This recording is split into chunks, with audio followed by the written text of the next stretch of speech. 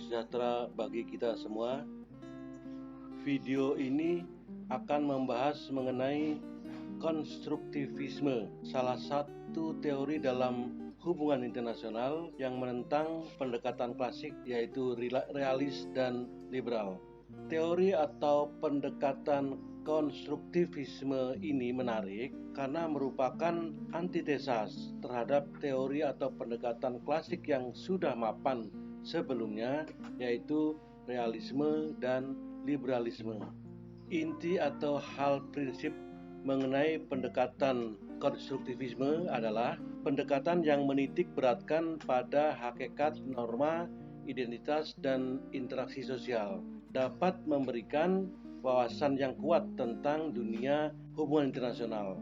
Fokusnya pada bagaimana aktor mendefinisikan kepentingan nasional mereka, ancaman-ancaman terhadap kepentingan tersebut, dan hubungan mereka satu sama lain. Konstruktivisme menempatkan hubungan internasional dalam konteks reaksi sosial yang lebih luas.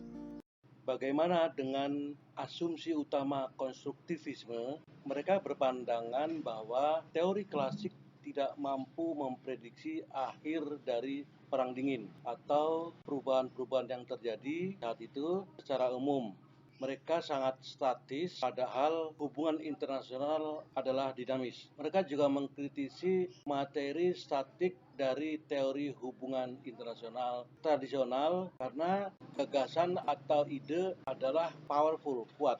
Dunia ini sangat kompleks dan mengalir, tidak selalu rasional. Setiap negara berperilaku berbeda satu dengan yang lain, meskipun berhadapan dengan situasi yang sama atau dalam sistem anarkis sekalipun. Persepsi mengenai realitas berbeda satu dengan yang lain. Tiap negara memiliki persepsi atau image realitas berbeda-beda. Persepsi atau pandangan itu ditentukan oleh latar belakang sejarah dan budaya masing-masing.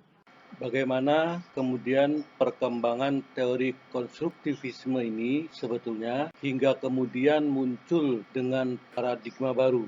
Latar belakangnya antara lain karena situasi pasca Perang Dingin. Saat berakhirnya Perang Dingin, ternyata teori rasionalis dominan yang ada seperti neorealis dan neoliberal gagal dalam menjelaskan perubahan internasional yang begitu dramatis saat itu. Pada saat bersamaan muncul serangkaian teori yang sangat kritis terhadap pendekatan rasionalis yang harus utama terhadap disiplin ilmu, yang memberikan wawasan alternatif untuk basis intersubjektif HI.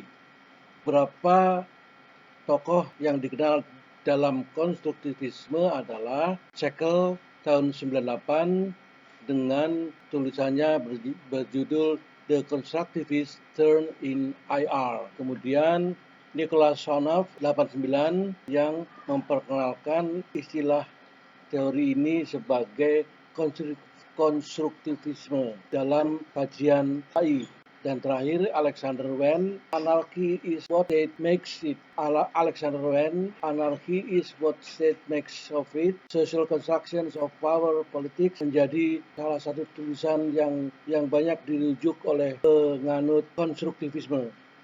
Mari kita melihat gambaran berupa perbandingan teori konstruktivisme ini dengan dua teori klasik sebelumnya, yaitu realisme dan liberalisme, sehingga kita mendapat kesan umum bagaimana konstruktivisme ini berada dalam ranah teori HI. Paradigma tiga teori ini kita lihat beberapa poin, yaitu mengenai main theoretical proposition. Jadi proposisi teoris atau dalil utama, yaitu kalau realisme melihat bahwa negara berkepentingan untuk selalu bersaing dalam mendapatkan power, kekuasaan, dan keamanan, security. Kalau liberalisme melihat memperdulikan pada kekuasaan yang diambil alih oleh kepentingan politik dan ekonomi. Jadi keinginan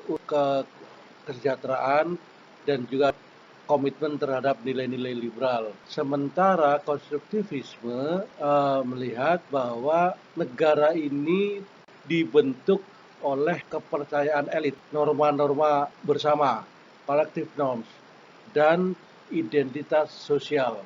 Kemudian unit analisisnya sama, realisme negara, liberalisme juga negara, tetapi konstruktivisme lebih melihat individu pada warga negaranya, khususnya para elit. Itulah bedanya. Kemudian instrumen utama yang dilihat adalah kalau realis melihat pada ekonomi, khususnya kekuasaan militer. Sementara liberalis bervariasi, internasional institutions, economic exchange, kemudian pemajuan demokrasi. Nah, kalau konstruktivisme yang dilihat adalah gagasan, ide, serta pandangan atau diskursus. Kemudian teoris, artinya para teoritisi atau para pendukungnya adalah realisme itu sangat terkenal, Hans J. Morgenthau dan Kenneth Walsh. Sementara liberalisme adalah Michael Doyle dan Robert Keohane, dan